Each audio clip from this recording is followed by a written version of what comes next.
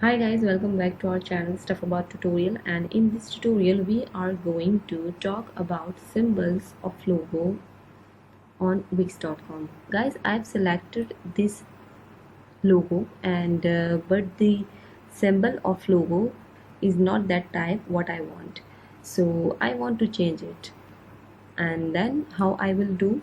I will go to the symbols and here I am going to select this one, and now I want to keep this symbol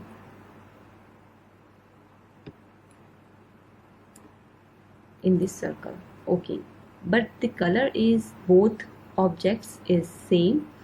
I want to change the color of my symbol, and here I want to change it into white color, and now I am going to put it in this circle by minimize its size.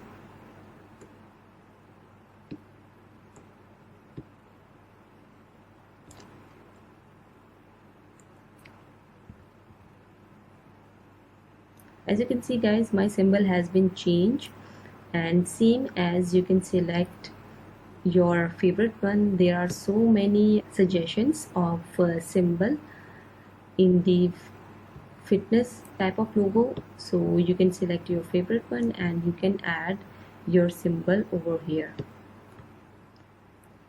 As you can see guys, my logo symbol has been changed.